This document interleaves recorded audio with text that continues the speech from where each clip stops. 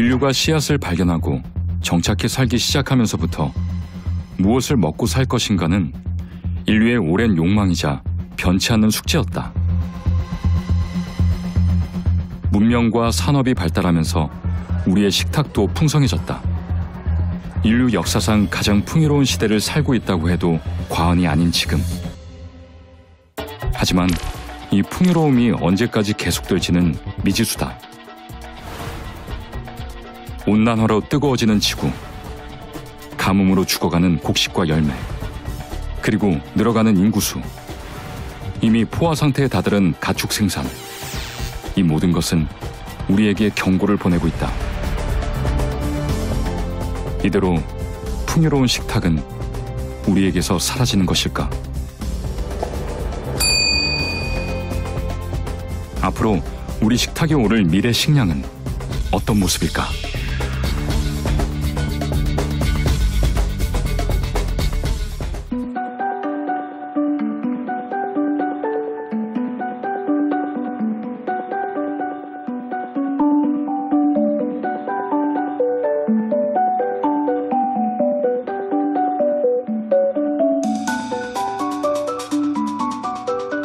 사람들은 언젠가 미래에는 식사 대신 이 알약 하나만 먹으면 되는 세상이 올 거라는 상상을 해왔습니다.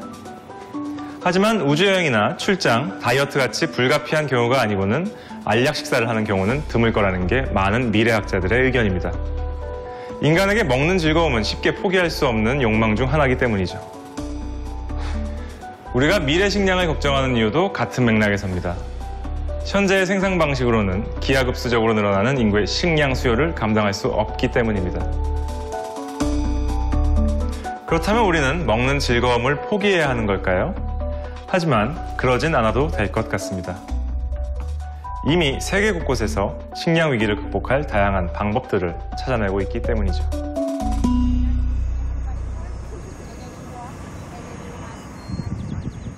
세계 최대 육류 소비 국가 중 하나인 미국. 지금 미국의 음식 시장은 유례없는 변화를 맞이하고 있다.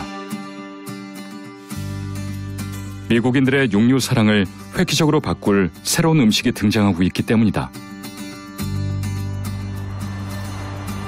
21세기 기술혁명의 무대였던 실리콘밸리의 요즘 최대 관심사는 음식 산업. 육류를 대신할 대체 식품을 만드는 회사가 대세다.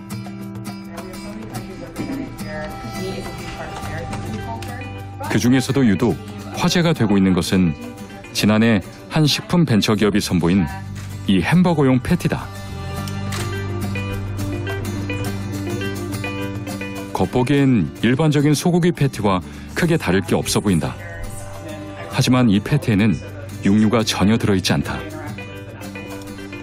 밀, 감자, 코코넛 오일 등 식물성 원료만을 사용해 만들었다는 것이다.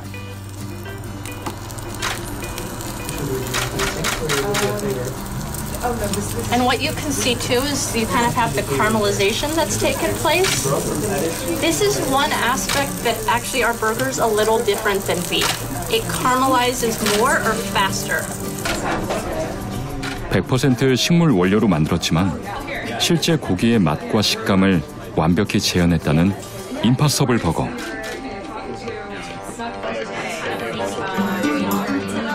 과연 그 맛은 어떨까?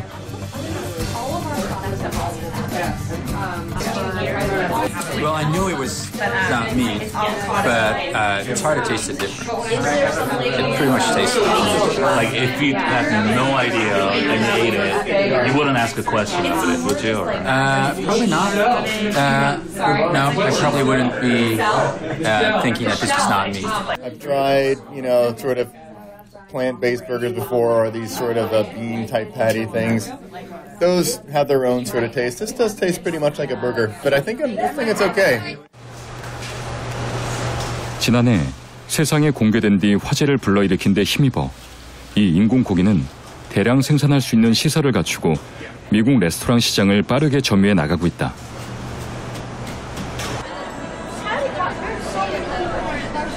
I think it's a very revolutionary product. I feel like this could be the future of food. For us, as a business owner, we feel it's like an alternative protein for vegan and not meat eaters. And it's a really cool product. We really like it. 이미 미국 14개 레스토랑에 식재료로 공급되며 고기 대체 식품으로 입지를 굳히고 있는 임파서블 버거. 조리 방법도 실제 고기와 큰 차이가 없어 요리사들 사이에선 실제 고기와 다름없이 취급되고 있다.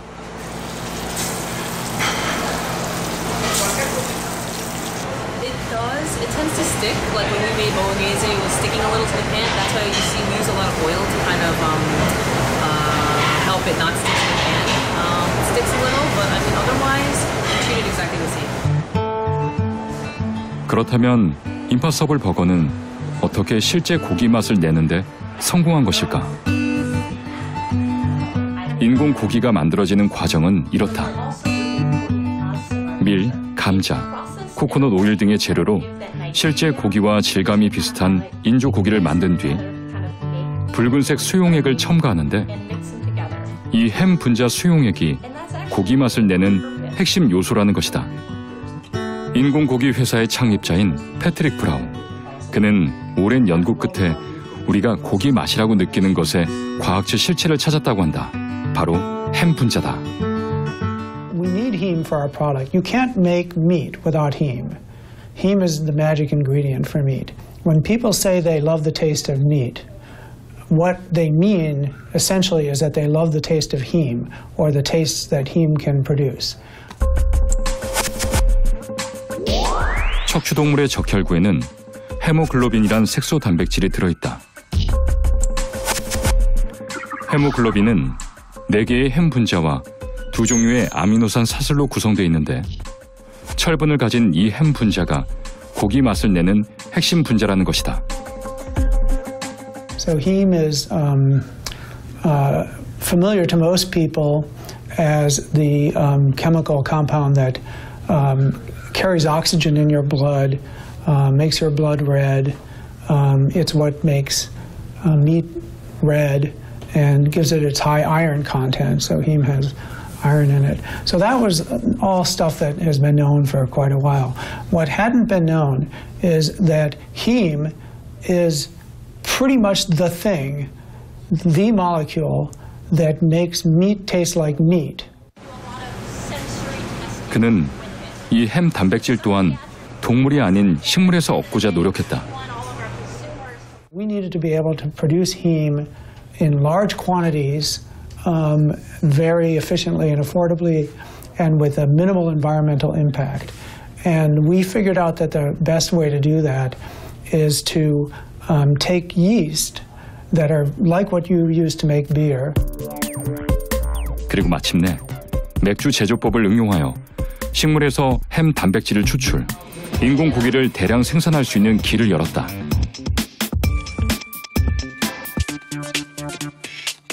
We're also very bioavailable in our iron. We also have all of the kind of B vitamins. Our product is slightly higher in protein. 실제로 중량이 비슷한 일반 햄버거와 영양 성분을 비교해봤다. 단백질 함량이 높을 뿐 아니라 성인병의 주범이 되는 콜레스테롤은 아예 들어있지 않다.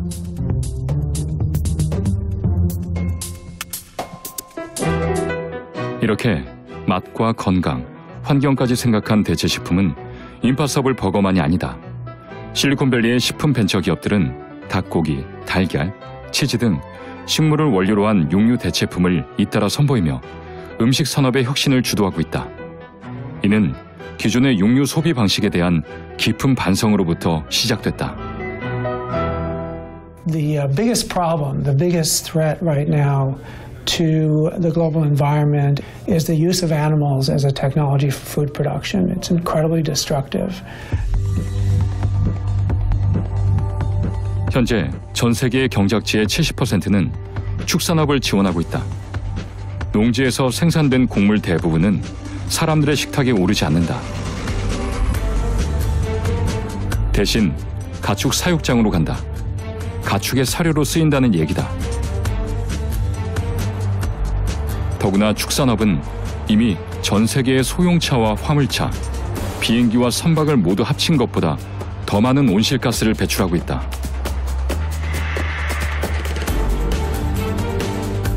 가축에게 투여하는 호르몬과 항생제도 문제가 되고 있다.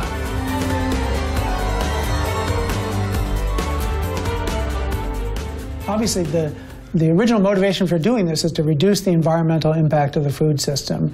So how are we doing? So our burger, producing our burger involves 1/8 the greenhouse gas emissions, uses 1/4 of the water, and less than 1/20th the land that's required to produce the same thing using a cow.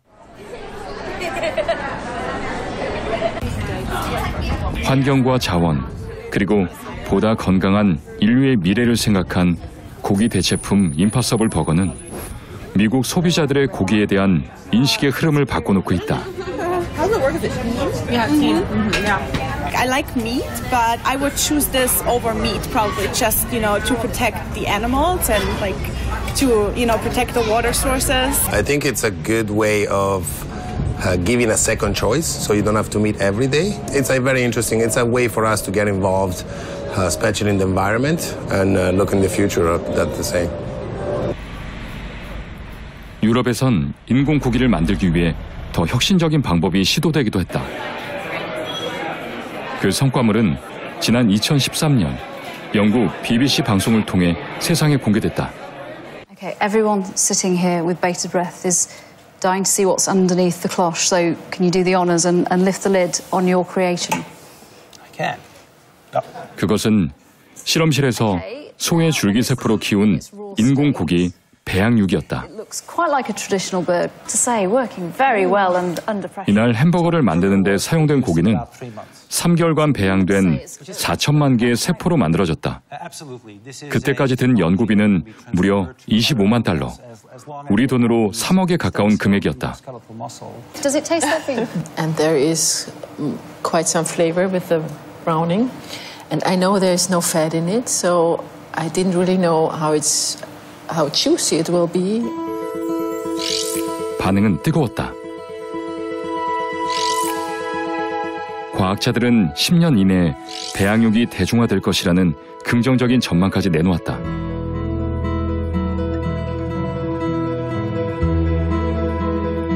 그로부터 4년. 과연 배양육 연구는 그 사이 얼마나 진척을 이뤘을까? 우리는 배양육 개발 회사의 대표를 만났다. Nice to meet you too. Welcome to my house. Thank you. 단 한 번 세상에 공개된 뒤 베일에 쌓여 있는 배양육. 배양육이 고기와 제대로 경쟁하기 위해선 좀 더 추가적인 연구와 시간이 필요하다는 게 그의 설명이다. So the product that we cooked in London was, not even lean. It was completely fat-free. There was 0% fat in it. So it was quite dry. It was just muscle fibers, which is the comment that we got, and we knew that we would get that comment. It was also not the point at the time. Today we're working on finishing the product by creating the fat and by creating the myoglobin through tissue engineering. 배양육에 대한 아이디어는 상당히 오래전에 제기됐다.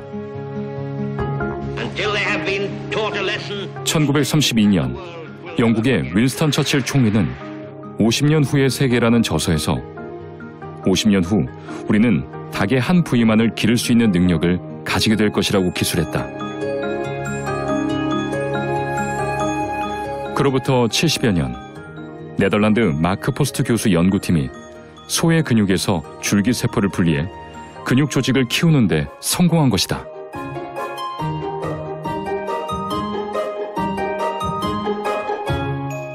평소 잠자고 있던 근육의 줄기세포는 근육이 손상되면 근육을 치유하고 재생시키기 위해 증식과 분할을 하게 되는데 연구팀은 이 원리를 이용해 배양육을 만든다.